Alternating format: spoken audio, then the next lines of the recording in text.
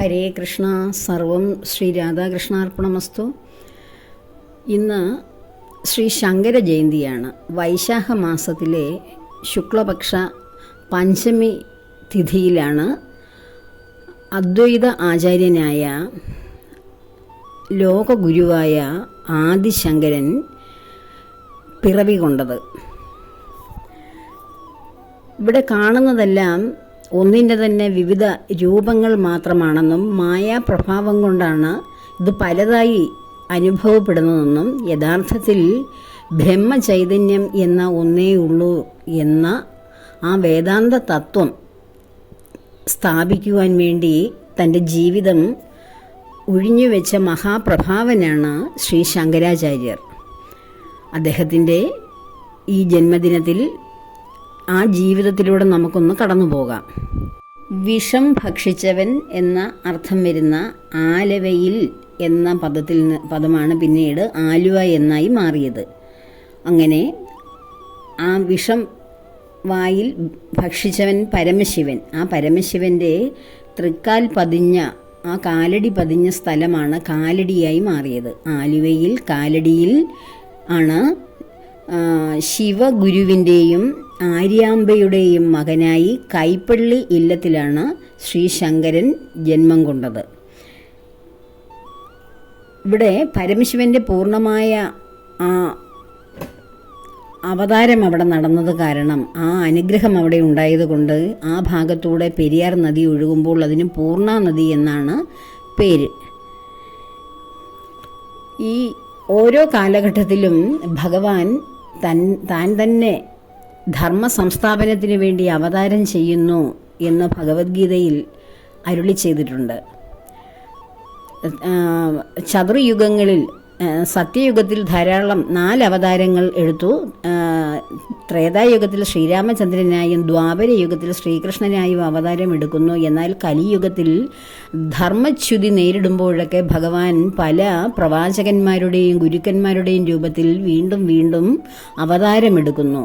അങ്ങനെ നമ്മുടെ ഈ കൊച്ചു കേരളത്തിൽ ഭഗവാൻ ശ്രീ ശങ്കരാചാര്യരായി വീണ്ടും അവതാരമെടുക്കുന്നു. ബുദ്ധമതത്തിലെ സത്യവും ധർമ്മവും നീതിയും അഹിംസയും ഒക്കെ നഷ്ടപ്പെട്ട് ശ്രീബുദ്ധന് ശേഷം ആ മതം വളരെ മൃഗബലിയും നരബലിയും ഉൾപ്പെടെയുള്ള ക്രൂരമായ അനാചാരങ്ങളിലേക്കും അന്ധവിശ്വാസങ്ങളിലേക്കും കടന്നുപോയി. ആ അവസരത്തിൽ വൈദിക മതത്തിനോ സനാതന ധർമ്മത്തിനോ യാതൊരു പ്രാധാന്യവുമില്ലാതെ ഈ ഭാരതരാജ്യം പല വിധത്തിലുള്ള ദുരാചാരങ്ങൾക്കും സാക്ഷിയാകേണ്ട സാഹചര്യം വന്നപ്പോഴാണ് ഭഗവാൻ വേദാന്തങ്ങൾ നിലനിർത്തുവാൻ വേണ്ടി വൈദിക സംസ്കാരം വീണ്ടും ഇവിടെ പുനഃസ്ഥാപിക്കുവാനായി ആ ആദിമ ചൈതന്യം ശങ്കരാചാര്യരുടെ രൂപത്തിൽ വീണ്ടും അവതാരമെടുത്തു. അതായിരുന്നു നമ്മുടെ വിശ്വഗുരുവായ ശ്രീ ശങ്കരൻ. ഭഗവാന്റെ തന്നെ തിരു അവതാരമായിരുന്നു. അദ്ദേഹത്തിൻ്റെ പിതാവായ ശിവഗുരു തികഞ്ഞ ഒരു വൈരാഗിയായിരുന്നു. ഗുരുകുല വിദ്യാഭ്യാസത്തിന് ശേഷം ഗാർഹസ്ഥ്യത്തിൽ താല്പര്യമില്ലാതിരുന്ന അദ്ദേഹം നാട് വിട്ടുപോവുകയും അങ്ങനെ അലഞ്ഞു തിരിയുന്ന ഒരു സന്ദർഭത്തിൽ ഒരു സ്വപ്ന ദർശനമായി അഗസ്ത്യ മഹർഷി അദ്ദേഹത്തിൻ്റെ നിദ്രയിലേക്ക് കടന്നു വരികയും നിനക്ക് ഗാർഹസ്ഥ്യമാണ് വേണ്ടതെന്നും സന്യാസമല്ല സ്വീകരിക്കേണ്ടതെന്നും പറഞ്ഞ് നിന്നിൽ നിന്നും ഈ നാടിന് ഈ ലോകത്തിന് ഗുണമുള്ള ഒരു സന്താനം ജനിക്കേണ്ടത് ആവശ്യമാണെന്ന് പറയുകയും ചെയ്യുന്നു. ഇത് മനസ്സിലാക്കിയ ശിവഗുരു തിരിച്ച് തൻ്റെ നാട്ടിലേക്ക് വരികയും ആര്യാമ്പ എന്ന സാധ്വിയായ ഒരു ബ്രാഹ്മണ സ്ത്രീയെ വിവാഹം കഴിക്കുകയും ചെയ്യുന്നു. അവർ വളരെ സ്വാത്വികമായ ആധ്യാത്മികമായ അനുഷ്ഠാനപരമായ ജീവിതത്തോടു കൂടി മുന്നോട്ട് പോകുന്നു.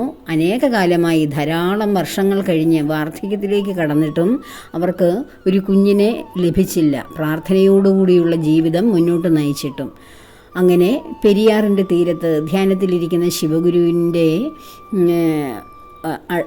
അടുത്തേക്ക് ഒരു താപസ വേഷധാരിയായ ഒരാൾ കടന്നു വന്നിട്ട് ഒരു കുഞ്ഞുണ്ടാകാനുള്ള സമയം ആയിരിക്കുന്നു, വാർദ്ധക്യത്തിലേക്ക് കടക്കുകയല്ലേ, ഒരു കുഞ്ഞ് ഉണ്ടാകുകയും ആ കുഞ്ഞിനെ കൊണ്ട് ലോക നന്മയുണ്ടാകുവാനുമുള്ള സമയമായി എന്ന് പറഞ്ഞ് കടന്നു പോകുമ്പോൾ ആ താപസനോട് ശിവഗുരു ചോദിക്കുന്നു, അങ്ങ് ആരാണ് എന്ന്.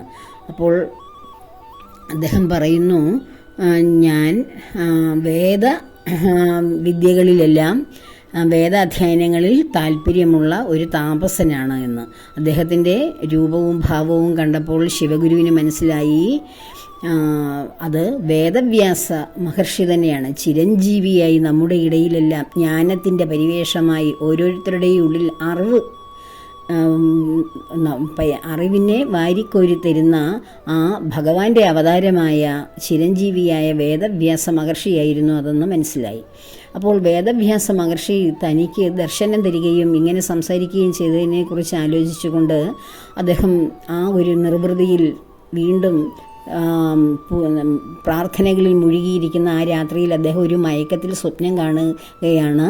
കൈലാസേശ്വരനായ മഹാശിവനെയും ആ മഹാശിവൻ്റെ തേജസ്സും അതുപോലെ തന്നെ തപോധനനായ വ്യാസമഹർഷിയുടെ തേജസ്സും കൂടി ഒരു തേജോപുഞ്ചമായി ഒരു ശിവലിംഗത്തിലേക്ക് ലയിക്കുകയും ആ ശിവലിംഗം ഒരു പാറപ്പുറത്ത് പ്രതിഷ്ഠ ഉറപ്പിക്കുകയും ചെയ്യുന്നു. അപ്പോൾ അശരീരിയായി മറ്റൊരു വാക്യം കേൾക്കുന്നു, ഇത് ഋഷഭാചലമാണ്. ഇവിടെ ഈ ശിവലിംഗത്തിൽ വന്ന് ഈ ശിവലിംഗത്തെ ഭജിക്കുക എന്ന് ഒരു അശരീരി വാക്യവും ആ സ്വപ്നത്തിൽ അദ്ദേഹം ദർശിക്കുന്നു. അങ്ങനെ അടുത്ത ദിവസം തന്നെ ഈ ഋഷഭാചലം അന്വേഷിച്ച ശിവഗുരുവിന് അത് തൃശ്ശൂർ വടക്കുന്നാഥ ക്ഷേത്രത്തിലെ ശിവലിംഗമാണെന്ന് മനസ്സിലാകുകയും ആര്യാമ്പയും ശിവഗുരുവും അവിടേക്ക് യാത്ര ആരംഭിക്കുകയും ചെയ്യുന്നു. അവിടെ ചെന്നതിന് ശേഷം അവിടെ ഭജനമിരുന്ന് അനേക നാളുകൾ ഭഗവാനെ പ്രാർത്ഥിച്ചു. ഒരു ദിവസം പ്രാർത്ഥനാ നിർഭരമായ ആ മയക്കത്തിൽ അദ്ദേഹം ഒരു വൃദ്ധ താപസനെ പോലെ, ഒരു ബ്രാഹ്മണനെ പോലെ ഭഗവാനെ ദർശിക്കുന്നു. എന്താണ് അങ്ങയുടെ ആഗ്രഹം എന്ന് ചോദിച്ചപ്പോൾ ശിവഗുരു പറയുന്നു, എനിക്ക് ഒരു സന്താനം ആവശ്യമാണ് എന്ന്. അപ്പോൾ ധാരാളം അറിവുള്ള ദിവ്യനായ സർവജ്ഞനായ ഒരു അല്പായുസ്സായ ഒരു കുഞ്ഞിനെ വേണോ, അതോ ബുദ്ധി സ്ഥിരതയില്ലാത്ത മന്ദബുദ്ധികളായ ദീർഘായുസ്സുകളായ അനേകം കുട്ടികളെ വേണോ എന്ന് ചോദിക്കുന്നു. അല്പായുസ്സായ സർവജ്ഞനായ കുഞ്ഞിനെ മതി എന്ന് ശിവഗുരു ഭഗവാന്റെ മുന്നിൽ അഭ്യർത്ഥിക്കുന്നു. അങ്ങനെ തന്നെ സംഭവിക്കട്ടെ എന്ന് അനുഗ്രഹം കൊടുത്ത് ഭഗവാൻ മറയുന്നു. ഈ ദർശനത്തിന് ശേഷം ശിവപൂജയിൽ മുഴുകി ആ ദിവസം കഴിച്ചുകൂട്ടി. ആ രാത്രി തന്നെ ആര്യാമ്പയുടെ ഉള്ളിലും ഒരു അത്ഭുതം സംഭവിക്കുന്നു. തൻ്റെ ഉള്ളിലേക്ക് ഏതോ ഒരു അത്ഭുത തേജസ് പ്രവേശിക്കുന്നതായിട്ട് ആര്യാമ്പയ്ക്ക് അനുഭവപ്പെടുന്നു. അങ്ങനെ കുറച്ച് ദിവസങ്ങൾക്ക് ശേഷം തന്നെ ആര്യാമ്പ ഗർഭിണിയാണെന്നുള്ള വിവരം സന്തോഷപൂർവ്വം മറ്റുള്ളവരറിയുന്നു. വീണ്ടും 10 മാസങ്ങൾക്ക് ശേഷം വൈശാഖ മാസത്തിലെ ആ പുണ്യനാളിൽ, പഞ്ചമി നാളിൽ ശിവഗുരുവിനും ആര്യാമ്പാദേവിക്കും മകനുണ്ടാകുന്നു, ശ്രീശങ്കരൻ. കുഞ്ഞുണ്ടായ വിവരം ശിവഗുരുവിനെ അറിയിക്കുമ്പോൾ അദ്ദേഹം നമശങ്കരായ ച എന്ന മന്ത്രം ഉരുവിട്ടുകൊണ്ടിരിക്കുകയായിരുന്നു. അപ്പോൾ കുഞ്ഞിൻ്റെ പേരും ആ മന്ത്രവുമായിട്ട് ബന്ധപ്പെടുത്തിയിടാമെന്ന് അദ്ദേഹം തീരുമാനിക്കുന്നു. അങ്ങനെ കുഞ്ഞിനെ നാമകരണം ചെയ്യുന്നു. അങ്ങനെ കുഞ്ഞുമായിട്ടുള്ള ഒരു കുഞ്ഞുണ്ടായാൽ ചെയ്യേണ്ട കർമ്മങ്ങളൊക്കെ അനുഷ്ഠിക്കുന്നു. അപാരമായ മേധാശക്തിയുള്ള ആ ബുദ്ധിശക്തിയുള്ള കുഞ്ഞിനെ അദ്ദേഹം തൻ്റെ ഗുരുവായി തന്നെ സ്വീകരിക്കുന്നു പല അവസരങ്ങളിലും. കുഞ്ഞിനോട് ഇത്രയും അറിവ് എവിടെ നിന്ന് ലഭിച്ചു കുഞ്ഞേ എന്ന് ആ 5 വയസ്സിന് താഴെയുള്ള കുട്ടിയോട് ചോദിക്കുമ്പോൾ കുഞ്ഞ് പറയുന്നു, അല്ലയോ പിതാവേ, അങ്ങയുടെ ശിഷ്യന്മാരെ ആർക്ക് പഠന ക്ലാസ്സുകൾ കൊടുക്കുമ്പോൾ അത് അങ്ങ് പറയുന്ന കാര്യങ്ങൾ ഞാൻ അമ്മയുടെ ഗർഭത്തിലിരുന്ന് കേട്ടു പഠിച്ചതാണ് എന്ന്. അങ്ങനെ ഒരു അത്ഭുത ബാലനായി വളർന്നു വരികയായിരുന്നു ശ്രീശങ്കരൻ. അദ്ദേഹത്തിൻ്റെ ഉപനയനത്തിന് മുൻപ് തന്നെ ശിവഗുരു ഇഹലോകവാസം വെടിഞ്ഞു. അതിനുശേഷം ബന്ധുക്കളാണ് അദ്ദേഹത്തെ ഗുരുകുല വിദ്യാഭ്യാസത്തിനായി കൊണ്ടു ചേർക്കുന്നത്. ഗുരുകുല വിദ്യാഭ്യാസ കാലത്താണ് കനകധാര സ്തോത്രം രചിക്കാനിടയാകുന്നതും അവിടെ ഗുരുകുലവുമായി ബന്ധപ്പെട്ട ഒരു ഗൃഹത്തിൽ, ഒരു ബ്രാഹ്മണ ഗൃഹത്തിൽ ഭിക്ഷ യാചിച്ച് ചെന്നപ്പോൾ അവിടുത്തെ ദാരിദ്ര്യം കാരണം അവിടെ ഒന്നും ആ ഇല്ലത്തെ അമ്മയ്ക്ക് ആ കുട്ടിക്ക് കൊടുക്കുവാൻ ഒന്നും കഴിയാതെ മനോവ്യഥയാൽ ലജ്ജയാൽ ഒരു വീട് മുഴുവൻ അരിച്ചു പെറുക്കിയിട്ടും ഒരു ആഹാരത്തിൻ്റെ ഒന്നും കൊടുക്കുവാനില്ലാത്തതിനാൽ ആ അമ്മ ഒരു ഭരണിയിൽ കിടന്ന ഉണങ്ങിയ നെല്ലിക്ക എടുത്ത് ആ ഭിക്ഷാപാത്രത്തിലേക്ക് ഭവ്യമായി കൊടുക്കുന്നു. അമ്മയുടെ ആ ദാരിദ്ര്യ ദുഃഖം മനസ്സിലാക്കിയ ശങ്കരൻ അവിടെ നിന്ന് ലക്ഷ്മി ദേവിയെ സ്തുതിച്ച് കനകധാരാ സ്തോത്രം ആലപിക്കുന്നു. ദേവിയുടെ പ്രസാദത്താൽ കനക നെല്ലിക്കകൾ, സ്വർണ്ണ നെല്ലിക്കകൾ അവിടെ ചൊരിയുന്നു. ശ്രീ ശങ്കരൻ അതെല്ലാം ആ അമ്മയ്ക്ക് കൊടുത്ത് അവിടുത്തെ ദാരിദ്ര്യ ദുഃഖം മാറ്റി കടന്നു പോകുന്നു. ആ ഗുരുകുല വിദ്യാഭ്യാസ കാലത്ത് തന്നെയാണ് രാജാവായ ചേരമാൻ പെരുമാൾ ഈ ബുദ്ധിശക്തിയുള്ള കുട്ടിയുടെ, ഇത്രയും പണ്ഡിതനായ കുട്ടിയുടെ അറിവ് മനസ്സിലാക്കിക്കൊണ്ട് തൻ്റെ രാജ്യത്തിൻ്റെ വിദ്വൽ സദസ്സിൽ പണ്ഡിതനായി ഇരിക്കണം എന്ന അഭ്യർത്ഥനയുമായി ചെല്ലുന്നു. എന്നാൽ ശങ്കരൻ സ്നേഹപൂർവ്വം അത് നിരസിക്കുന്നു. എൻ്റെ ലക്ഷ്യം വേറെയാണ്, ഞാൻ ആത്മവിദ്യ പഠിക്കുവാനാണ് എൻ്റെ താല്പര്യം, രാജകൊട്ടാരത്തിൽ പണ്ഡിതനായി ഇരിക്കുവാൻ അല്ല എന്ന് വിനീതനായി അഭ്യർത്ഥിക്കുന്നു. അപ്പോൾ രാജാവ് പിന്നീട് അദ്ദേഹം രചിക്കുന്ന സംസ്കൃത നാടകങ്ങളും കൃതികളുമൊക്കെ ശങ്കരാചാര്യരെ കൊണ്ട് അത് തെറ്റിതിരുത്തിക്കുമായിരുന്നു. അപ്പോൾ ആ ചെറിയ പ്രായത്തിൽ ഏകദേശം 8 വയസ്സൊക്കെ ഉള്ളപ്പോൾ തന്നെ ശ്രീ ശങ്കരൻ അഗാധമായ പാണ്ഡിത്യത്തിനുടമയായിരുന്നു.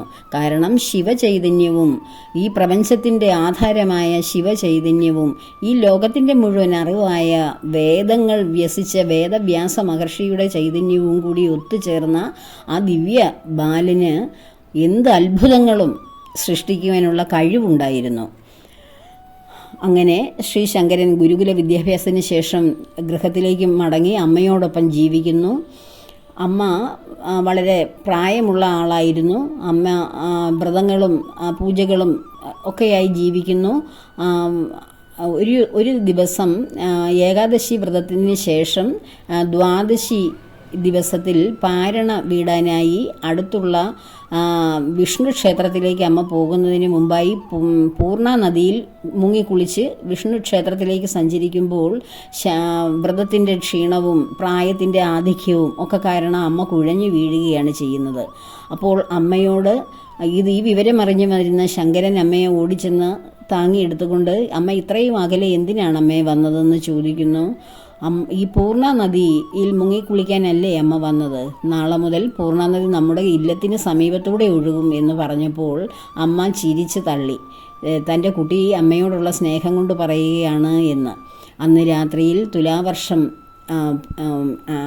പെയ്യുകയും ഘോരമായ മഴയിലും ഉരുൾപൊട്ടലിലും ഒരു മഹാശില ഒഴുകി വന്ന് നദിയുടെ ഗതിയെ തടസ്സപ്പെടുത്തി ഇങ്ങനെ ആ ഒരു ശില അവിടെ ഉറയ്ക്കുകയും ചെയ്തു. അപ്പോൾ പൂർണ്ണ നദി ആ പെരിയാർ അതിങ്ങനെ ഒഴുകി ശങ്കരൻ്റെ ഇല്ലത്തിന് സമീപത്തൂടെ ഗതി മാറി ഒഴുകി. അപ്പോൾ നദി ഗതിമാറി ഒഴുകുന്നതിൻ്റെ ആ ഭീകരമായ അവസ്ഥയിൽ ജനങ്ങളെല്ലാം വിഭ്രാന്തരായി ഭയചികിതരായി നാനാവഴിക്കും അലമുറയിട്ട് ഓടുമ്പോൾ ശ്രീശങ്കരൻ ഇതൊന്നും അറിയാത്തതുപോലെ സുഖമായി തൻ്റെ ഇല്ലത്തുറങ്ങുകയായിരുന്നു. അപ്പോൾ അമ്മയ്ക്ക് മനസ്സിലായി തൻ്റെ മകൻ്റെ ആ ശക്തിയെക്കുറിച്ച്, അല്ലെങ്കിൽ തൻ്റെ മകൻ എത്രയോ ധന്യനാണ്, എത്രയോ അറിവുള്ളവനാണ്, കഴിവുള്ളവനാണ് എന്നമ്മ മനസ്സിലാക്കുകയാണ് അവിടെ. അങ്ങനെ കഴിയുന്ന അവസരത്തിൽ ഒരു താപസനും അദ്ദേഹത്തിൻ്റെ കൂടെ മറ്റ് പല താപസന്മാരുമായി ഈ കൈപ്പള്ളി ഇല്ലം, വളരെ പ്രശസ്തമായ ഇല്ലമാണ് ശിവഗുരുവിൻ്റെ, അവിടെ ഒരു സന്ദർശനത്തിന് താപസന്മാരെത്തുന്നു. ആ താപസ വേഷധാരിയായ പ്രധാന യോഗി ഈ അത്ഭുത ബാലൻ്റെ ചൈതന്യം കണ്ട് ആ മോനെ അരികിലേക്ക് വിളിച്ച് സംസാരിക്കുന്നു. അപ്പോൾ കുട്ടിയോട് പറയുന്നു, മോനെ, നിൻ്റെ ജന്മോദ്ദേശം ഇവിടെ ജീവിക്കാനുള്ളതല്ല, നീ സന്യാസം സ്വീകരിച്ച് നിൻ്റെ ഗുരു ഓംകാരേശ്വരത്ത് നിൻ്റെ ഗുരു ഉണ്ട്, അവിടെ ഗോവിന്ദ പത്മപാദർ, ആ ഗുരുവിനെ പോയി കണ്ട് ആ ഗുരുവിൻ്റെ അടുക്കൽ നിന്ന് ബ്രഹ്മവിദ്യ സ്വീകരിക്കുകയാണ് കുഞ്ഞെ നിൻ്റെ ലക്ഷ്യം എന്ന് ഗുരു പറയുന്നു. ആ താപസൻ കുഞ്ഞിനോട് ഉപദേശിച്ചു കൊടുക്കുന്നു. ഈ താപസനായി വന്ന ആൾ അഗസ്ത്യ മഹർഷിയായിരുന്നു. ആ അഗസ്ത്യ മഹർഷി ഗോവിന്ദ പത്മപാദരെ ഒരിക്കൽ കാണുമ്പോൾ പത്മപാദർ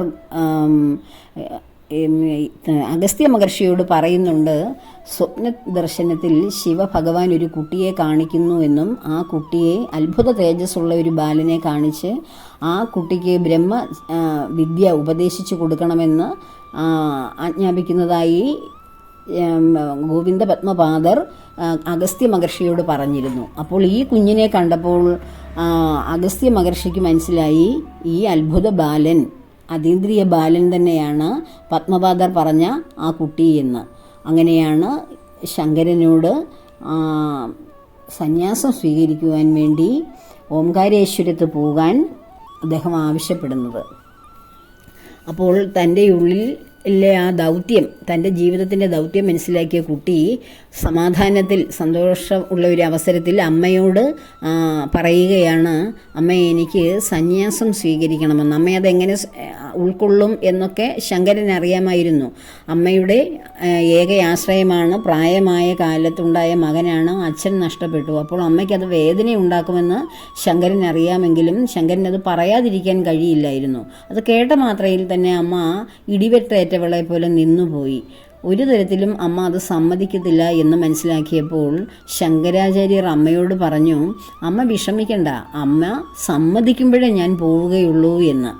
പക്ഷെ അമ്മയ്ക്ക് ഭയമായിരുന്നു. പൂർണ്ണ നദിയെ തൻ്റെ ഇല്ലത്തിന് സമീപത്തൂടെ ഒഴുക്കി വിടുവാൻ ശക്തിയുള്ള തൻ്റെ മകന് തൻ്റെ മനസ്സിനും മാറ്റം വരുത്തുവാനുള്ള സിദ്ധികളുണ്ടെന്ന് അമ്മയ്ക്കറിയാമായിരുന്നു.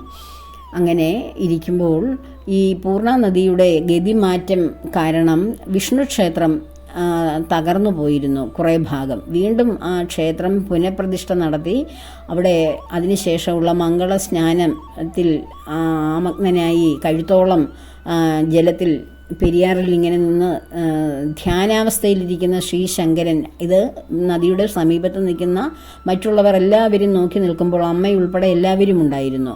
വിഷ്ണു ശർമ്മൻ എന്ന ഒരു പ്രധാന കൂട്ടുകാരനുമുണ്ടായിരുന്നു ശ്രീ ശങ്കരന്. അപ്പോൾ അങ്ങനെ നോക്കി നിൽക്കുന്ന അവസരത്തിലാണ് ഒരു മുതല. അപ്പോൾ ഈ നദി ഗതിമാറി ഒഴുകിയത് കാരണം മുതലയും മറ്റ് ഇഴജീവികളുമൊക്കെ അവിടെ ഉണ്ടായിരുന്നു ധാരാളം. അതിലൊരു മുതല വന്ന് ശ്രീ ശങ്കരൻ്റെ കാലിൽ പിടിക്കുന്നത് കണ്ട് എല്ലാവരും വാവിട്ട് നിലവിളിച്ചു. അമ്മയും വിഷ്ണു ശർമ്മൻ ആ മുതലയിൽ നിന്ന് ശങ്കരനെ രക്ഷിക്കുവാൻ വേണ്ടി ചാടി വീണപ്പോഴേക്കും മുതല ശങ്കരൻ്റെ കാലിൽ തന്നെ പിടികൂടിയിരുന്നു. അപ്പോൾ യാതൊരു ചലനവും കൂടാതെ നിൽക്കുന്ന ശങ്കരൻ അമ്മയോട് പറഞ്ഞു, അമ്മേ, എനിക്ക് ആപത് സന്യാസമെങ്കിലും അമ്മയൊന്ന് വിധിക്കൂ, എൻ്റെ ജീവൻ രക്ഷപ്പെടുവാൻ വേണ്ടി. ആപത് സന്യാസം എന്ന് വെച്ചാൽ ആപത്തിൽ പെടുമ്പോൾ രക്ഷിക്കുവാൻ വേണ്ടി നമ്മൾ ഓരോ നേർച്ചകളൊക്കെ പറയാറുണ്ടല്ലോ. ആ നേർച്ച പോലെയെങ്കിലും എനിക്ക് സന്യാസം തരൂ അമ്മേ, എന്നെ അതിന് അനുവദിക്കൂ, എങ്കിൽ ഈ മുതലേ ഒരു പക്ഷേ എന്നെ വിട്ടുപോകും എന്ന് പറഞ്ഞു.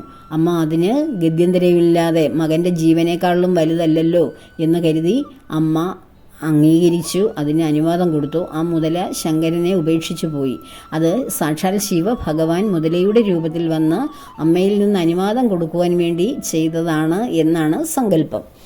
അങ്ങനെ അമ്മയോട് യാത്ര പറഞ്ഞു. എങ്കിലും അമ്മ എപ്പോൾ ഏത് നിമിഷം എന്നെ കാണണമെന്ന് ആഗ്രഹിച്ചാലും ആ നിമിഷം തന്നെ ഞാൻ അമ്മയുടെ മുന്നിലെത്താം എന്ന് വാക്കു കൊടുത്തുകൊണ്ടാണ് ശ്രീ ശങ്കരൻ അവിടെ നിന്ന് കേവലം 9 വയസ്സുള്ള ശങ്കരനാണ് മധ്യപ്രദേശിലുള്ള ഓംകാരേശ്വരത്തേക്ക് യാത്ര ആരംഭിക്കുന്നത്, തൻ്റെ ഗുരുവായ ഗോവിന്ദ പത്മപാദരെ തേടി. ആ യാത്രയിൽ അദ്ദേഹം ധാരാളം മഹർഷിമാരെയും മറ്റ് യാത്രാ സംഘങ്ങളെയും ഒരുപാട് ശാസ്ത്രം പഠിക്കുന്നവരെയും ഗുരുക്കന്മാരെയും പല യാത്രികരെയും ഒക്കെ പരിചയപ്പെട്ടിട്ട്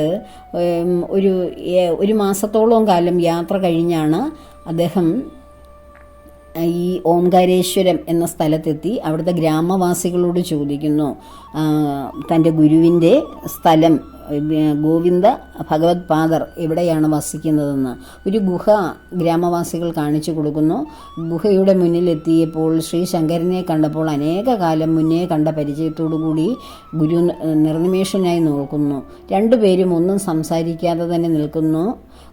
ശങ്കരാചാര്യർ ഒരു സ്തോത്രത്തിലൂടെ ഗുരുവിനെ സ്തുതിക്കുകയാണ് ചെയ്യുന്നത്. പിറ്റേ ദിവസം നർമ്മദാ തീരത്ത് വെച്ച് മന്ത്രദീക്ഷ കൊടുക്കുകയാണ് ഗോവിന്ദ പത്മപാദർ. അങ്ങനെ ശങ്കര പത്മപാദർ എന്ന നാമത്തിൽ അദ്ദേഹത്തിന് മന്ത്രദീക്ഷ കൊടുക്കുന്നു. അതിനുശേഷം ശങ്കര ഭഗവത് പാദർ എന്ന നാമത്തിൽ മന്ത്രദീക്ഷ കൊടുത്തു. അങ്ങനെ ഗുരുവുമായി അവിടെ ധാരാളം കാര്യങ്ങൾ, അതായത് വേദാന്തങ്ങൾ, ബ്രഹ്മജ്ഞാനങ്ങൾ അങ്ങനെയുള്ള സാധനകളിൽ മുഴുകി ഗുരു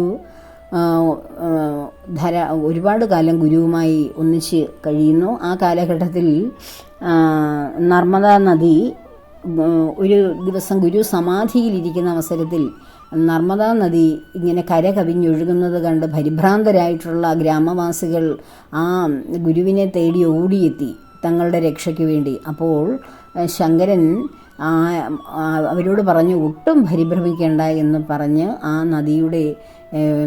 നദിയിലേക്ക് ഇറങ്ങിച്ചെന്ന് തൻ്റെ കമണ്ടലു ആ നദിയുടെ സമീപത്തായി ഉറപ്പിച്ചിട്ട് പറഞ്ഞു, ഈ കമണ്ടലുവിന് ഇപ്പുറത്തേക്ക് ഈ നദി ഒഴുകില്ല, നിങ്ങൾ ധൈര്യമായി പോയിക്കൊള്ളൂ എന്ന് പറഞ്ഞു. അങ്ങനെ നർമ്മദയെ കമണ്ടലുവിൽ ഒതുക്കിയതുപോലെ ഉള്ള അത്ഭുത പ്രവൃത്തി ചെയ്ത് ഗ്രാമവാസികളുടെ അമ്പരപ്പിച്ച അവരുടെ ആദരവ് നേടിയ ആളായിരുന്നു ശ്രീ ശങ്കരൻ. അപ്പോൾ ആ ചെറിയ പ്രായത്തിൽ തന്നെ വളരെ അത്ഭുത സിദ്ധികൾ നേടിയ അത്ഭുത വീരനായ അത്ഭുത ബാലനായിരുന്നു ശ്രീ ശങ്കരാചാര്യർ. അതുപോലെ തന്നെ അങ്ങനെ അദ്ദേഹം അവിടെ നിന്ന് ഗുരുവിനോടൊപ്പം പല സാധനകളും പഠിച്ചു. എല്ലാ സാധനങ്ങളും മനസ്സിലാക്കി യോഗവിദ്യകളെല്ലാം അഭ്യസിച്ച ശേഷം ഗുരു പറയുന്നു, കുഞ്ഞെ, ഇനിയും നിന്റെ കർമ്മമണ്ഡലം ആരംഭിക്കൂ.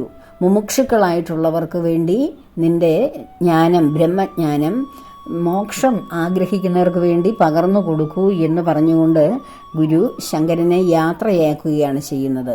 കാശിയിലേക്ക് പോവുക, അവിടെ വേദാന്തം ആഗ്രഹിക്കുന്നവർക്ക് അത് ഉപദേശിച്ചു കൊടുക്കുക എന്ന് പറഞ്ഞ് യാത്രയാക്കുന്നു.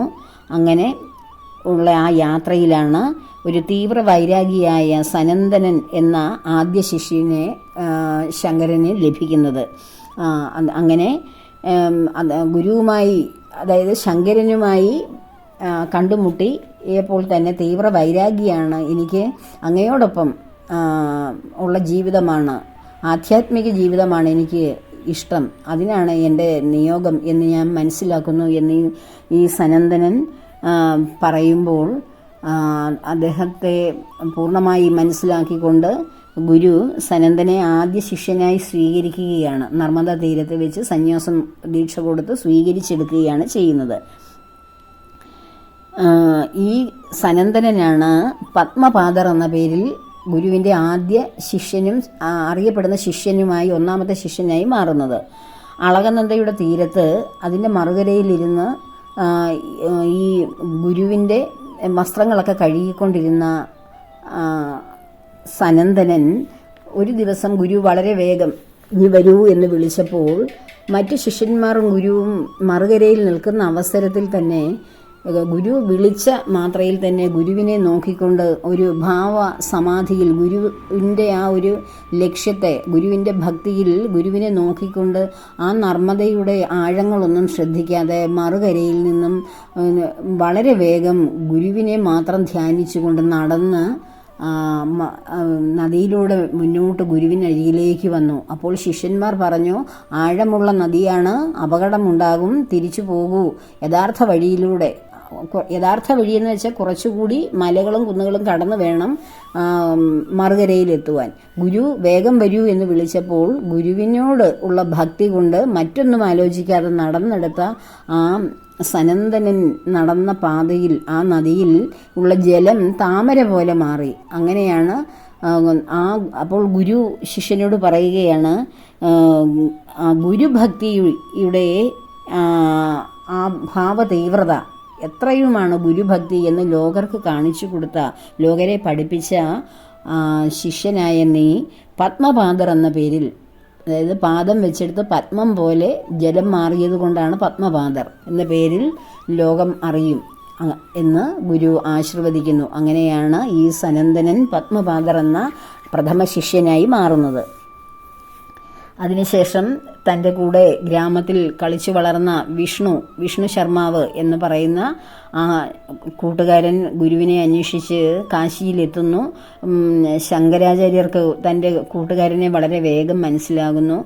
വിഷ്ണു ശർമാവിന് വിവാഹപ്രായം എത്തിയപ്പോൾ വീട്ടുകാർ വിവാഹം ആലോചിച്ചപ്പോൾ അതിൽ താല്പര്യമില്ലാതെ വിരക്തിയോടുകൂടി, അതായത് സന്യാസ ദീക്ഷ സ്വീകരിക്കാനുള്ള ആഗ്രഹത്തോടുകൂടി ശങ്കരാചാര്യരോടൊപ്പം ജീവിച്ചതുകൊണ്ടാകാം കുട്ടിക്കാലത്ത് അങ്ങനെ ഒരു ആത്മബോധത്തിലേക്ക് തിരിഞ്ഞത്. അങ്ങനെ ഈ ശങ്കരാചാര്യരെ തേടി തൻ്റെ സുഹൃത്തായ ദിവ്യ ഗുരുവായ ശങ്കരാചാര്യരെ തേടി എത്തുന്നു ഈ വിഷ്ണു ശർമാവ്. അങ്ങനെ വിഷ്ണു ശർമാവിനെയും ശ്രീ ശങ്കരൻ തൻ്റെ ഗുരുവായി, തൻ്റെ ശിഷ്യനായി സ്വീകരിക്കുന്നു. ചിൽസുഖൻ എന്നാണ് വിഷ്ണു ശർമാവിന് സന്യാസ ദീക്ഷയ്ക്ക് ശേഷം കൊടുത്ത നാമം, ചിൽസുഖൻ. അങ്ങനെ അതിനുശേഷം ഗുരുവും ശിഷ്യന്മാരും ബദരികാശ്രമത്തിലേക്ക് എത്തുന്നു. ബദരികാശ്രമത്തിൽ കുറേ ദിവസം താമസിക്കുന്നു. അവിടെ പ്രാർത്ഥന ചെയ്യുമ്പോൾ അദ്ദേഹം ചോദിക്കുന്നു, അവിടുത്തെ ഭക്തരോട് ചോദിക്കുന്നു, അവിടെ സാളഗ്രാമമാണ്, വിഷ്ണു ഭഗവാനെ സങ്കല്പിച്ച സാളഗ്രാമ കല്ലായിരുന്നു പൂജിച്ചുകൊണ്ടിരുന്നത്. അപ്പോൾ ഇവിടെ ഋഷിമാർ പുരാതന കാലം തൊട്ടേ സൂക്ഷിച്ച് പ്രതിഷ്ഠിച്ചിരുന്ന ആ പ്രതിഷ്ഠ എന്തേ എന്ന് ഗുരു ചോദിക്കുമ്പോൾ അവിടെയുള്ളവർക്ക് അത് അറിഞ്ഞുകൂടായിരുന്നു, അങ്ങനെ ഒരു പ്രതിഷ്ഠ എവിടെ ഉണ്ടായിരുന്നോ എന്ന്. എന്നാൽ വളരെ പ്രായമായ ഭക്തരെവിടെയുള്ളവർ അവർ പറഞ്ഞു അങ്ങനെ ഒരു പ്രതിഷ്ഠയുണ്ടായിരുന്നുവെന്നും ചൈനക്കാർ, മംഗോളിയന്മാർ അത് ആക്രമിക്കാൻ വന്നപ്പോൾ അതിൽ നിന്ന് രക്ഷപ്പെടുത്തുവാനായി ഗംഗാനദിയിലേക്ക് നിമഞ്ജനം ചെയ്തു ആ ഭഗവാന്റെ ബദരീനാഥൻ്റെ ആ പ്രതിഷ്ഠ എന്നും പറഞ്ഞു. അപ്പോൾ അതിനുശേഷമാണ് സാളഗ്രാമം അവിടെ ചെയ്തതെന്ന്. അപ്പോൾ ശ്രീ ശങ്കരൻ ധ്യാന നിമഗ്നനായി ഇരുന്നതിന് ശേഷം നാരദകുണ്ഠത്തിൽ ഇറങ്ങി, ഗംഗാനദിയിലെ നാരദകുണ്ഠത്തിൽ ഇറങ്ങി സമാധി അവസ്ഥയിൽ തന്നെ മുങ്ങി നിവർന്നപ്പോൾ കയ്യിൽ ആ ബദരീനാരായണൻ്റെ വിഗ്രഹമുണ്ടായിരുന്നു. അതിൻ്റെ ഒരു ഭാഗം അതിങ്ങനെ വലതുഭാഗം തകർന്ന നിലയിലായിരുന്നു. അപ്പോൾ ഇതുതന്നെയാണോ ആ വിഗ്രഹം എന്നുള്ള സംശയത്തിൽ വീണ്ടും ധ്യാനത്തിൽ നിന്ന ശങ്കരൻ വീണ്ടും ഒരു പ്രാവശ്യം കൂടി നദിയിലേക്കിട്ടു. വീണ്ടും മുങ്ങിയെടുത്തപ്പോൾ ആ വിഗ്രഹം തന്നെയായിരുന്നു. വീണ്ടും മൂന്നാമത്തെ തവണയും ആ നദിയിൽ തന്നെ ഇത് തന്നെയാണോ ആ വിഗ്രഹം എന്നറിയാൻ വേണ്ടി വീണ്ടും മുങ്ങി നിവർന്ന് അതിലേക്ക് നിക്ഷേപിച്ച് മുങ്ങി നിവർന്നപ്പോൾ ശ്രീ ശങ്കരാചാര്യരുടെ കൈകളിൽ ആ വിഗ്രഹം തന്നെയാണ് എത്തിയത്. അപ്പോൾ ആചാര്യൻ പറഞ്ഞു, ഇത് തന്നെയാണ് ഭഗവാന്റെ നിയോഗമാണ്, ഈ വിഗ്രഹം തന്നെയാണ് ബദരീനാഥൻ്റെ നാരായണൻ്റെ വിഗ്രഹം, ഇത് നമുക്ക് പ്രതിഷ്ഠിക്കാമെന്ന് വളരെ ഭക്തിയോടുകൂടി അദ്ദേഹം അത് ചുമലിലേറ്റി വളരെ എല്ലാ ജനങ്ങളും ആഘോഷമായി ആർത്തു വിളിച്ച് അവിടുത്തെ രാജാവ് ഉൾപ്പെടെ എല്ലാവരും വരികയും ശ്രീ ശങ്കരൻ അവിടെ പുനഃപ്രതിഷ്ഠ നടത്തുകയും ചെയ്തു. അങ്ങനെ ബദരിയാശ്രമത്തിൽ പ്രതിഷ്ഠ നടത്തി ബദരി നാരായണനെ പ്രതിഷ്ഠിച്ചത് ശ്രീ ശങ്കരാചാര്യരാണ്. അതുകൊണ്ടാണ് കേരളത്തിൽ നിന്നുള്ള ഒരു ആചാര്യനാണ് അവിടെ എപ്പോഴും പൂജയ്ക്ക് വേണ്ടി റാവൽജി എന്നറിയപ്പെടുന്ന ബഹുമാന സൂചകമായിട്ട് അറിയപ്പെടുന്ന ആളാണ്. അവിടെ കേരളത്തിലെ ബ്രാഹ്മണ ശ്രേഷ്ഠനാണ് അവിടെ പൂജ നടത്തുന്നത്. അങ്ങനെ അതിനുശേഷം അവിടെ വ്യാസതീർത്ഥം എന്ന ഗുഹയിൽ ഇരുന്നാണ് ഭഗവത്ഗീതയ്ക്കും ഉപനിഷത്ത്, ബ്രഹ്മസൂത്രം ഇവയെ പ്രസ്ഥാനത്രയം എന്നാണ് അറിയപ്പെടുന്നത്. ഇവയ്ക്ക് ഭാഷ്യം രചിച്ചത്. ഭാഷ്യം രചിക്കുക എന്നാൽ ആ കാലഘട്ടത്തിൽ ധാരാളം സിദ്ധാന്തങ്ങൾ ഉണ്ടായിരുന്നു.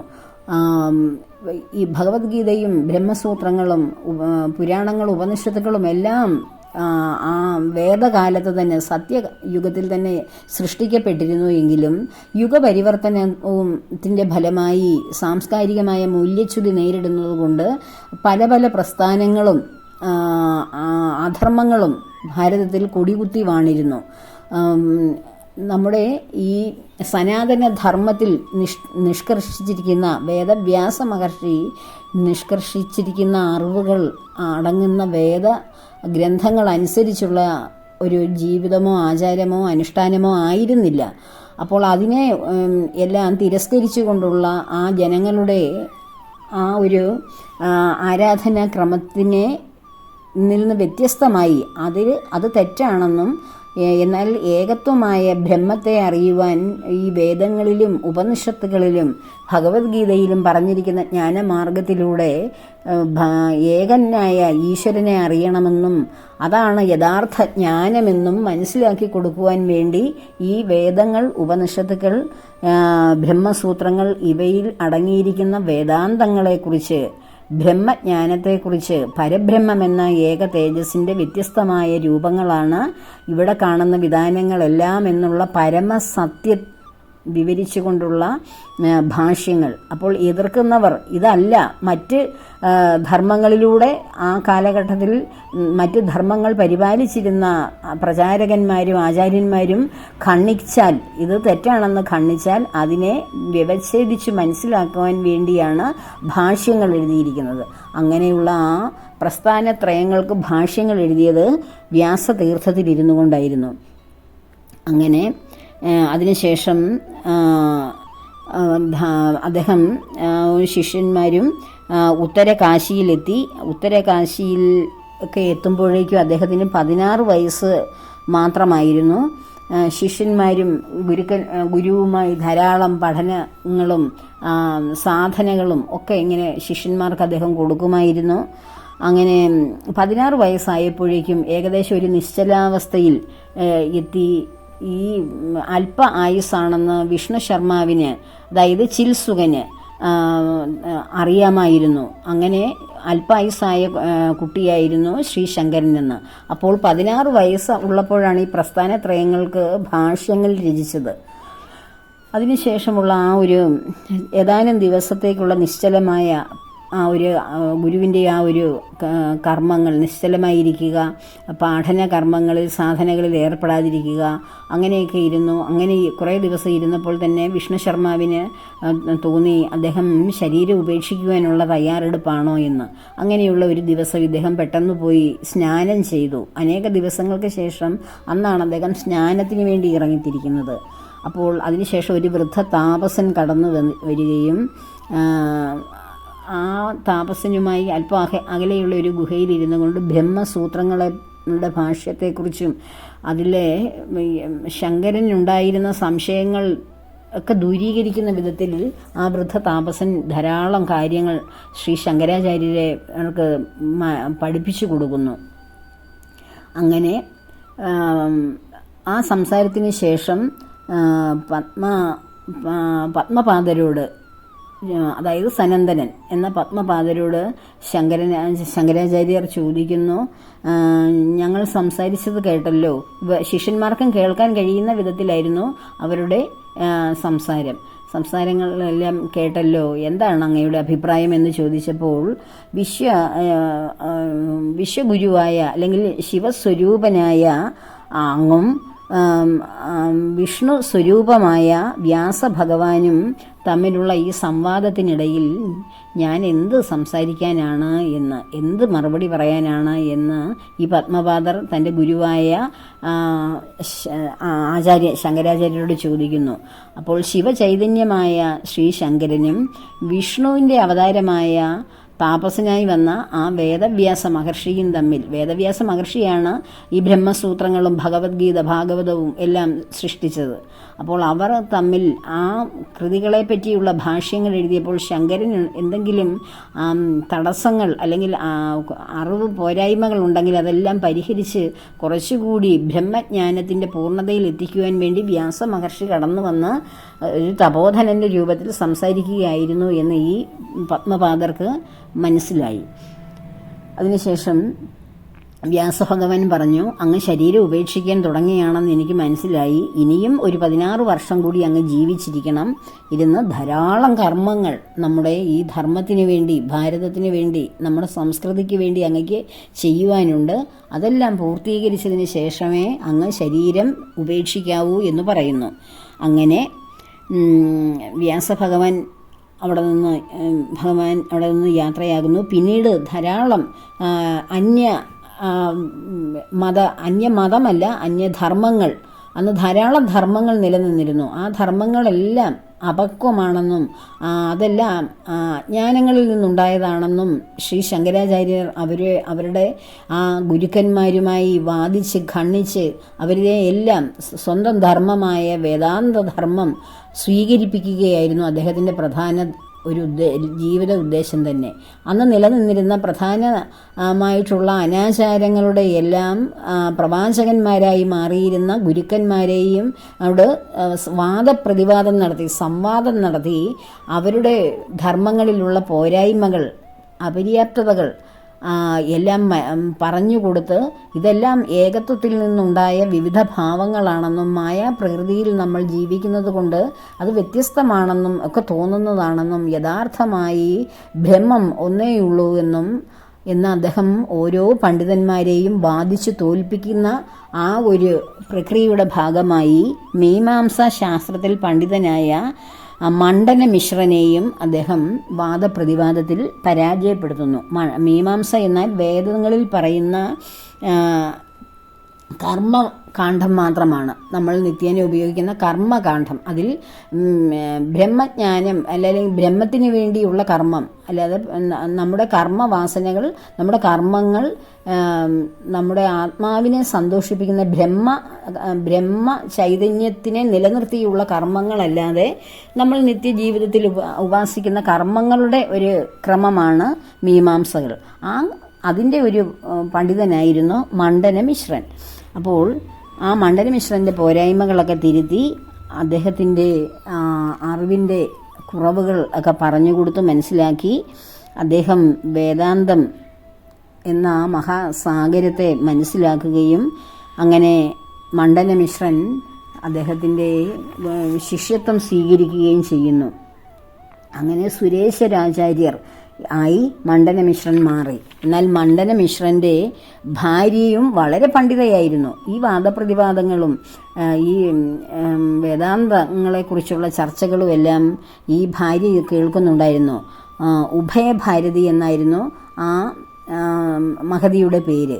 അവർ അപ്പോൾ ഗാർഹസ്ഥ്യത്തെക്കുറിച്ച് ഉള്ള ഒരു വാദപ്രതിവാദത്തിലേക്ക് ആ ഗൃഹസ്ഥാശ്രമത്തിൻ്റെ ഒരു മണ്ഡലത്തിലേക്ക് വിളിക്കുകയാണ്. അതിൽ തന്നോട് മത്സരിക്കുവാൻ വിളിക്കുകയാണ് ചെയ്തത് ഗുരുവായ ശങ്കരാചാര്യരെ. അപ്പോൾ ഗുരു പറയുന്നു, അതിലെനിക്ക് അറിവ് കുറവാണ്, അത് ഞാൻ പഠിച്ചതിന് ശേഷം അല്പനാളുകൾക്ക് ശേഷം വന്ന് ഭവതിയോട് സംസാരിക്കാമെന്ന് പറഞ്ഞ് അവിടെ നിന്ന് മണ്ഡന മിശ്രനെ തൻ്റെ ശിഷ്യനായി സ്വീകരിച്ചുകൊണ്ട് പോകുന്നു. അതിനുശേഷം ഗുരുവും ശിഷ്യന്മാരും വീണ്ടും യാത്രകൾ നടത്തുമ്പോൾ ഗുരു ഈ ഭാരതി എന്ന് പറയുന്ന സ്ത്രീയുടെ ഉള്ള അവരുടെ ചോദ്യങ്ങൾക്ക് മറുപടി പറയുവാൻ, തനിക്ക് ഗൃഹസ്ഥാശ്രമത്തെക്കുറിച്ചുള്ള അറിവുകൾ നേടുവാൻ വേണ്ടി ആ ഇടയ്ക്ക് മരിച്ച ഒരു രാജാവിൻ്റെ ശരീരത്തേക്ക് പരകായ പ്രവേശം, രാജാവ് മരിക്കാൻ ആസന്നനായി മരണപ്രാപ്തിയിലെത്തിയപ്പോൾ ആ രാജാവിൻ്റെ ശരീരത്തിലേക്ക് തൻ്റെ ആത്മാവിനെ സന്നിവേശിപ്പിച്ച് പരകായ പ്രവേശം നടത്തുകയാണ് ഗുരു ചെയ്തത്. അപ്പോൾ തൻ്റെ ശരീരം ഗുഹയിൽ ഭദ്രമായി സൂക്ഷിക്കുവാനും താൻ തിരിച്ചു വരുന്നതുവരെ അതിന് ഒരു കേടുപാടില്ലാതെ സൂക്ഷിക്കുകയും ഞാൻ ഇന്ന കാര്യത്തിന് വേണ്ടി പോകുന്നു എന്ന് പറയുകയും ചെയ്തു. അതിനു മുമ്പ് തന്നെ അന്ന് പല മൃഗബലിയും നരബലിയും പോലെയുള്ള ക്രൂരമായ ആചാരങ്ങൾ അനുഷ്ഠിക്കുന്ന ധാരാളം സംഘങ്ങളുണ്ടായിരുന്നു. ക്രകജ ഭൈരവൻ എന്ന് പറയുന്ന ഒരു വൃദ്ധ താപസനായിട്ടുള്ള ഒരു ആചാര്യൻ ഇങ്ങനെ ശങ്കരാചാര്യരുടെ ശിഷ്യഗണത്തിൽ കടന്നുകൂടുകയുണ്ടായി.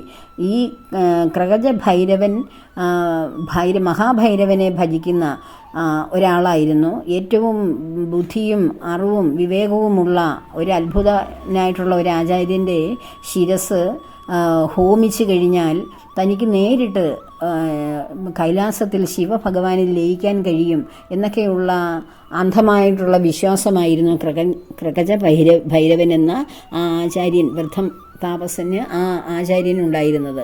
അതിനുവേണ്ടി ശങ്കരാചാര്യരെ പോലെ ഇത്രയും പണ്ഡിതനായ ഒരു തേജസ്വിയായ ഒരു യുവാവിനെ വേറെ എങ്ങും കിട്ടാനില്ലാത്തത് കാരണം അദ്ദേഹത്തിനെ വധിക്കുവാൻ വേണ്ടിയാണ് ഈ സംഘത്തിൽ കടന്നുകൂടിയത്.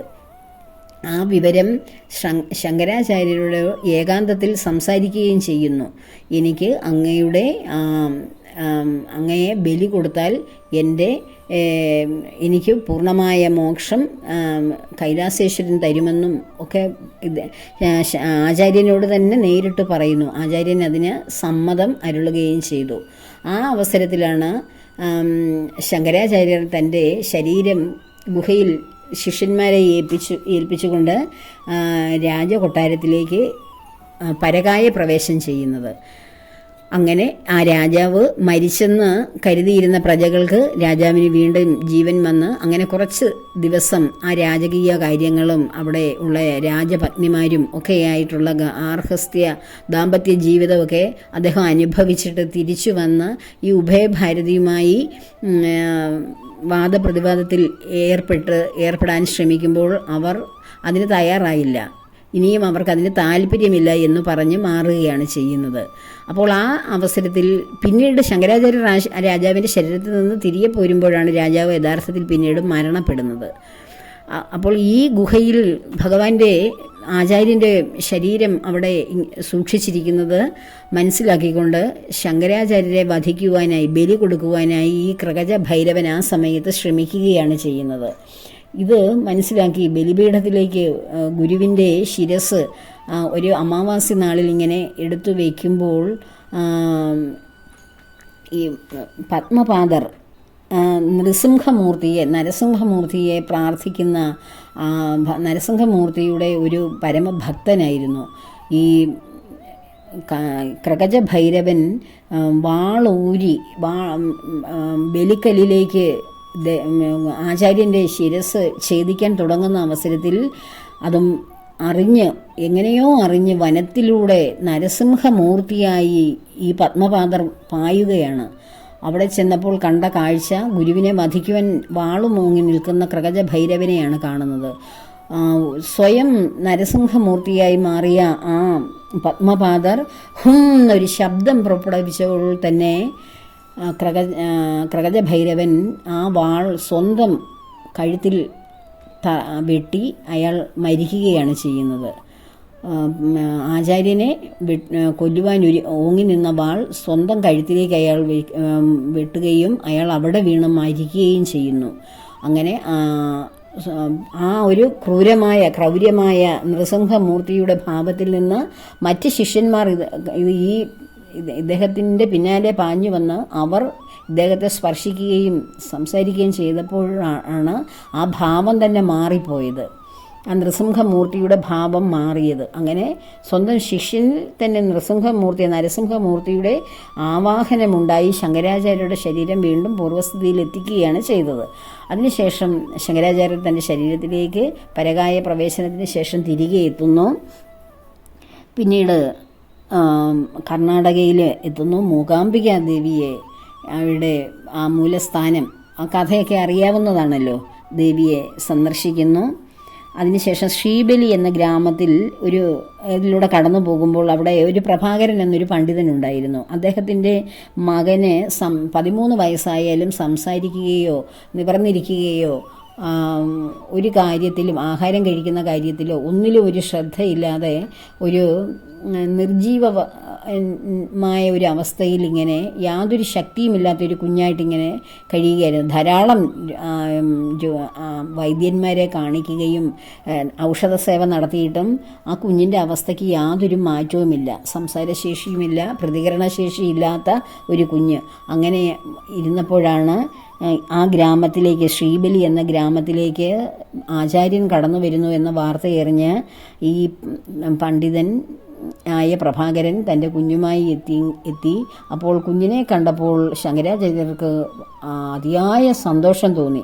ആ കുഞ്ഞിൻ്റെ ഉള്ളിൽ ഇരിക്കുന്ന ആ ബ്രഹ്മ തേജസ്സിനെ ശങ്കരാചാര്യർ മനസ്സിലാക്കുന്നു. മാത്രമല്ല, ആ തേജസ്സിൻ്റെ ഫലമാണ് കണ്ണുകളിൽ അപാരമായ ഒരു ആനന്ദം ഇങ്ങനെ അലയടിക്കുന്നത് ശങ്കരാചാര്യർ കാണുന്നു. അപ്പോൾ ആചാര്യന് മനസ്സിലായി ഇതൊരു സാധാരണ കുട്ടിയല്ല എന്ന്.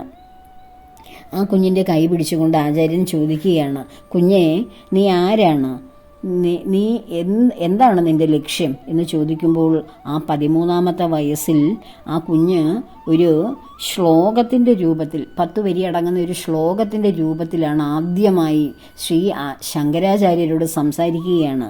ഞാൻ മനുഷ്യനല്ല, ഞാൻ ദേവനല്ല, ഞാൻ യക്ഷനല്ല, ഞാൻ ബ്രാഹ്മണനോ ക്ഷത്രിയനോ വൈശ്യനോ ശൂദ്രനോ അല്ല, ഞാൻ ബ്രഹ്മചാരിയോ ഗൃഹസ്ഥാശ്രമിയോ വാനപ്രസ്ഥത്തിനിറങ്ങി തിരിച്ചാളോ സന്യാസിയോ അല്ല, ഞാൻ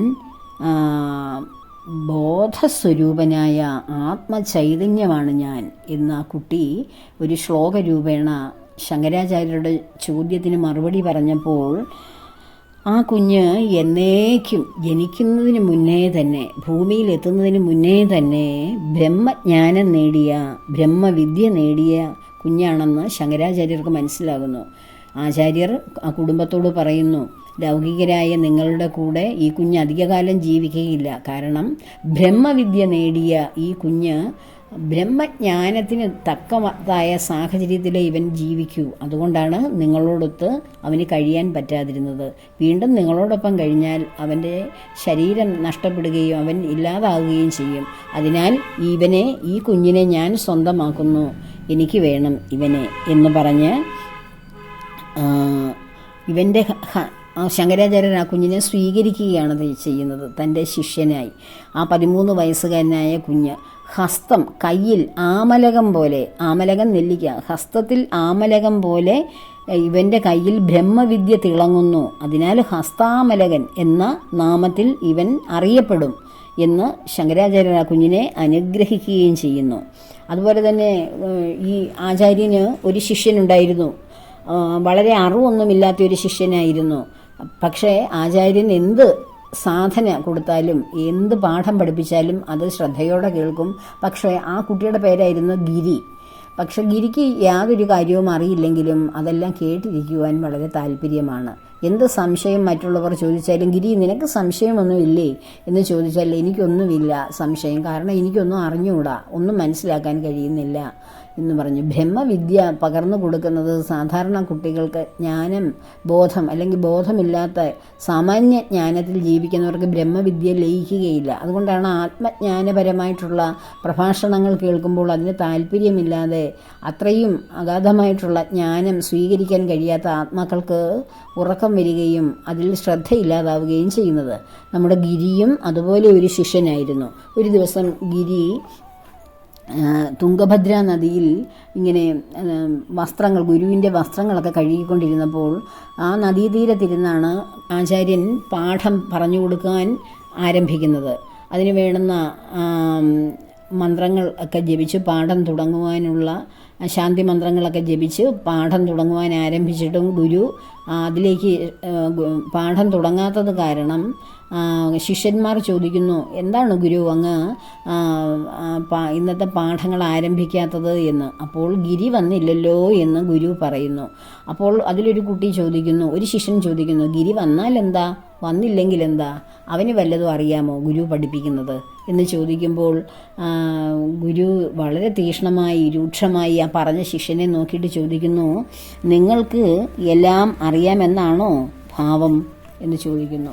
അതിനുശേഷം അങ്ങ് അകലെ ഇരുന്ന് വസ്ത്രം അലക്കിക്കൊണ്ടിരിക്കുന്ന ഗിരിയെ ഇങ്ങനെ സൂക്ഷ്മമായി നോക്കിക്കൊണ്ട് ധ്യാന നിമഗ്നനാകുന്ന ഗുരു തൻ്റെ അറിവ് ആ ശിഷ്യനിലേക്ക് പകർന്ന് അവൻ്റെ അജ്ഞാനത്തെ മാറ്റുകയാണ് ചെയ്യുന്നത്. ആ സമയത്ത് താൻ ചെയ്യുന്ന കർമ്മങ്ങളിൽ നിന്ന് നിശ്ചലനായി നിന്ന ആ ഗിരിക്ക് എന്തോ തന്നിലേക്ക് പ്രവേശിക്കുന്നത് പോലെ തോന്നുന്നു. തിരികെ വന്ന ഗിരിയോട് ഗുരു ചോദിക്കുന്നു, എന്താ ഗിരി, നീ സർവജ്ഞനായ ഒരു ഭാവം നിനക്കുണ്ടല്ലോ എന്ന്. സത്യത്തിൽ സർവജ്ഞമായിട്ടുള്ള ഒരു ഭാവത്തിലേക്കാണ് ഗിരി മാറിയത്.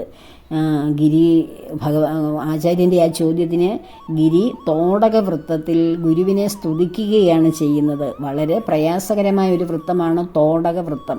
നമ്മൾ പല വൃത്തങ്ങളിൽ പല ഛന്ദസ്സുകളിൽ മന്ത്രങ്ങൾ സ്തോത്രങ്ങളൊക്കെ രചിക്കാറില്ലേ, അതിൽ തോടക വൃത്തത്തിലാണ് ആദ്യമായി അജ്ഞാനിയായ യാതൊരു അറിവുമില്ലാത്ത മറ്റുള്ളവർ കളിയാക്കിയിരുന്ന ഗിരി എന്ന ശിഷ്യൻ ആചാര്യനെ സ്തുതിച്ചുകൊണ്ട് തോടക വൃത്തത്തിൽ സ്തോത്രം ആലപിക്കുകയാണ്. അപ്പോൾ ഇത് കേട്ട് ശങ്കരാചാര്യർ പറയുന്നു, തോടകാചാര്യൻ എന്ന പേരിൽ ഇനി മുതൽ ഗിരി നീ അറിയപ്പെടും എന്ന്. അങ്ങനെ ഒരു മഹാപണ്ഡിതനായി മാറുകയാണ് ഈ തോടകാചാര്യനായ ഗിരി.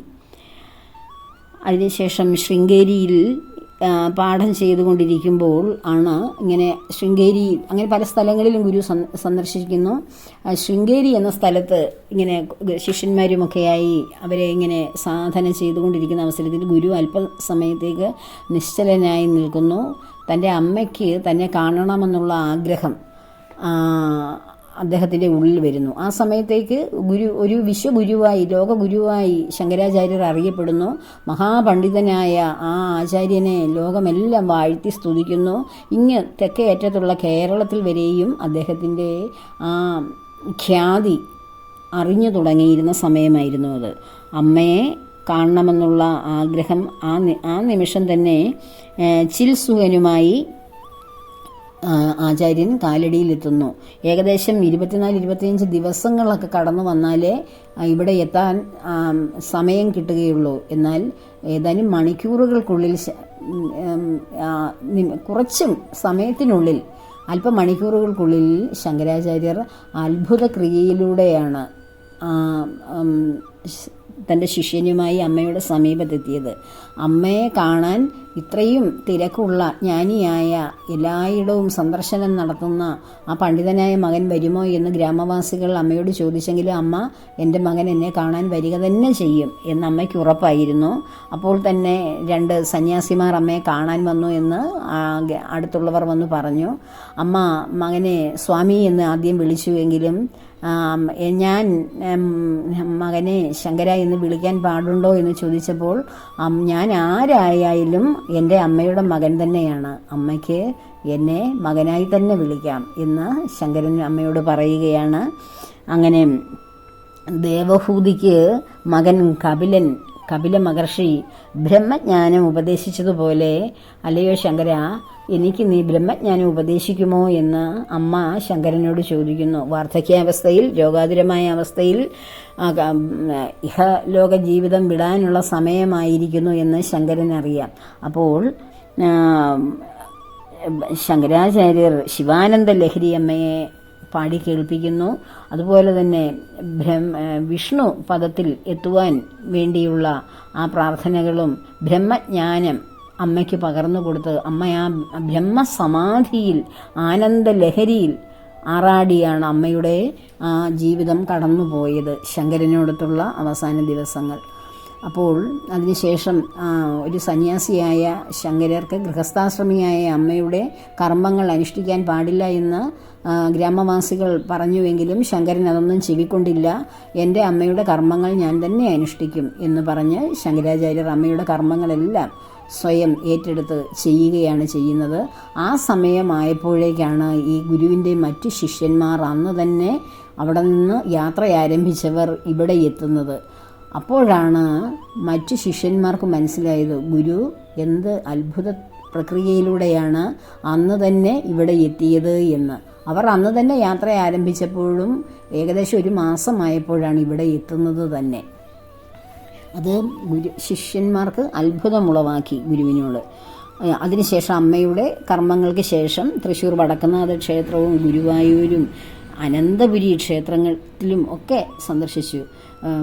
ഗുരുവായൂർ ക്ഷേത്രത്തിൽ ശങ്കരാചാര്യർ ഇങ്ങനെ അതിൻ്റെ മുകളിലൂടെ കടന്നു പോകുമ്പോൾ ഭഗവാനെ വന്ദിക്കാതെ പോയി എന്നൊരു കാരണത്താൽ ഭഗവാൻ പെട്ടെന്ന് പിടിച്ച് താഴെ ഇട്ടു എന്നും, പിന്നെ അവിടുത്തെ ആചാരക്രമങ്ങൾ ശങ്കരാചാര്യർ അവിടെ പൂജയും കർമ്മങ്ങളും ചെയ്ത് അദ്ദേഹത്തിൻ്റെ നേതൃത്വത്തിൽ അവിടെ നടത്തി എന്നും ഉള്ള കാര്യം നമുക്കറിയാവുന്നതാണല്ലോ. അതുപോലെ തന്നെ ഈ പിന്നീട് അദ്ദേഹം ഇങ്ങനെ ശിഷ്യഗണങ്ങളുമായി ഇങ്ങനെ സഞ്ചരിക്കുമ്പോൾ കാശ്മീരിലെ ശാരദാ ക്ഷേത്രത്തിൽ വെച്ചായിരുന്നു സർവജ്ഞപീഠം കയറിയത്. ആ സർവജ്ഞപീഠം കയറി സർവജ്ഞനായി ഇങ്ങനെ അദ്ദേഹം എല്ലാ ജ്ഞാനവും ഒരാളിൽ കേന്ദ്രബിന്ദുവിൽ വന്ന് ഉറച്ചു കഴിയുമ്പോഴാണ് സർവജ്ഞൻ. ഭഗവാനെ മാത്രമാണ് സർവജ്ഞൻ എന്ന് പറയാൻ പറ്റുന്നത്. കാരണം ഭഗവാന് മാത്രമേ ഈ പ്രപഞ്ചത്തിലെ സർവ്വ അറിവിൻ്റെയും ആധാരം എന്താണെന്ന് അറിയൂ. അപ്പോൾ അതുപോലെ ഒരു മനുഷ്യൻ സർവജ്ഞനാവുക എന്ന് പറയുന്നത് ഒരു വലിയ ലോകത്തിനിയും അങ്ങനെ ആരും സംഭവിക്കുകയില്ല. ശ്രീ ശങ്കരൻ മാത്രമേ സംഭവിച്ചിട്ടുള്ളൂ. കാരണം എല്ലാറ്റിൻ്റെയും ഉള്ളിൽ പ്രവർത്തിക്കുന്ന ശിവചൈതന്യമാണ് ശ്രീ ശങ്കരൻ്റെ ഉള്ളിലിരിക്കുന്നത്. ശങ്കരൻ ആ ശിവചൈതന്യത്തിൻ്റെ ഒരു മനുഷ്യരൂപമാണ്. അതുകൊണ്ടാണ്.